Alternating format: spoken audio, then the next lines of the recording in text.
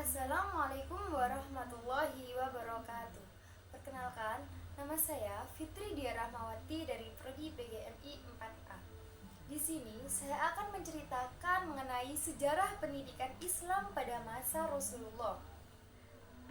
Pendidikan pada masa Rasulullah dapat dibedakan menjadi dua periode. Periode yang pertama yaitu periode Mekah dan periode yang kedua adalah periode Madinah.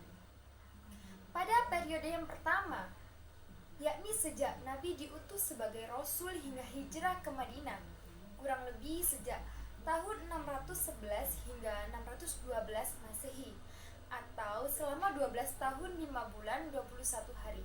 Sistem pendidikan Islam lebih bertumpu kepada Nabi, bahkan tidak ada yang mempunyai kewenangan untuk memberikan atau menentukan materi-materi pendidikan selain Nabi. Nabi melakukan pendidikan dengan cara sembunyi-sembunyi, terutama kepada keluarganya. Di samping dengan berpidato dan berceramah di tempat-tempat yang ramai dikunjungi orang.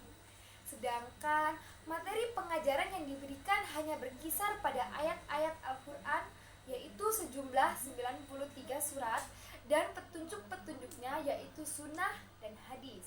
Adapun orang yang pertama kali belajar membaca dan menulis di antaranya penduduk Mekah adalah Sufyan ibnu Umayyah dan Abu Qais ibnu Abdul al-Munaf, yaitu keduanya belajar kepada Bishr ibnu Abdul al-Malik.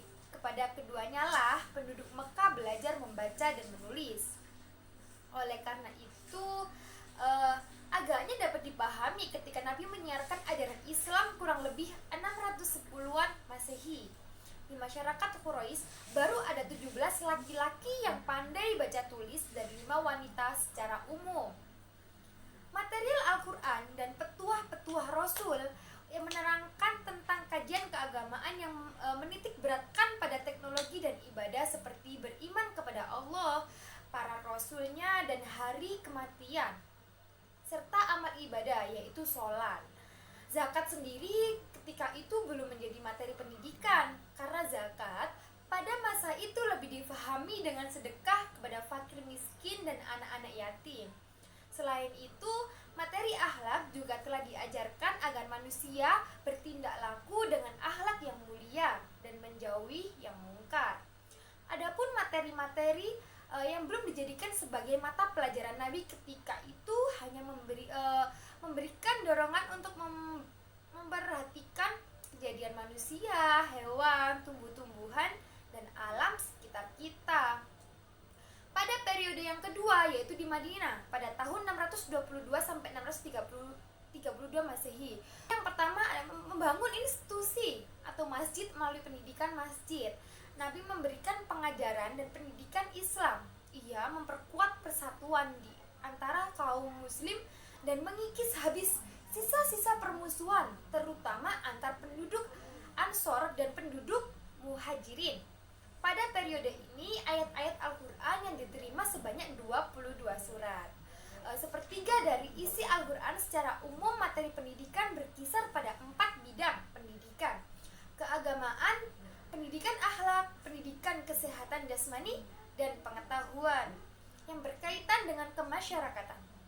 Pada bidang keagamaan terdiri dari keimanan dan ibadah seperti sholat, puasa, haji, dan juga zakat. Pendidikan akhlak lebih menekankan pada penguatan basis mental yang telah dilakukan pada periode Mekah.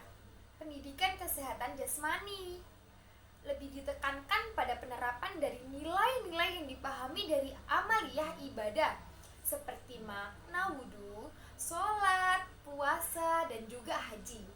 Sedangkan pendidikan yang berkaitan dengan kemasyarakatan meliputi pada bidang sosial, politik, ekonomi, dan hukum.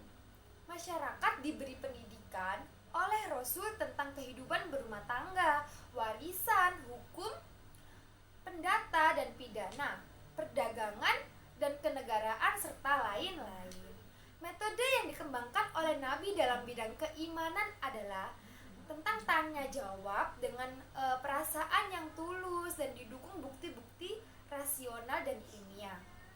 Batasan rasional dan ilmiah di sini dipahami menurut kemampuan pikiran orang yang diajak berdialog. Metode pendidikan yang dipakai pada materi ibadah biasanya menggunakan metode peneladanan, yakni Nabi memberikan contoh dan petunjuk serta amalan yang jelas sehingga masyarakat mudah untuk menirunya. Sedangkan pada bidang akhlak, Nabi membacakan ayat-ayat Al-Quran yang berisi tentang kisah-kisah umat terdahulu yang kemudian dijabarkan dan diberi makna dari kisah-kisah itu. Sungguh pun demikian, pada materi akhlak ini Nabi lebih menitik beratkan pada metode peneladanan. Nabi tampil dalam kehidupan sebagai orang yang memiliki kemuliaan dan keagungan, baik dalam ucapan, perbuatan, maupun tindakannya. Sekian cerita dari saya, semoga bermanfaat. Kurang lebihnya mohon maaf yang sebesar-besarnya. Wassalamualaikum warahmatullahi wabarakatuh.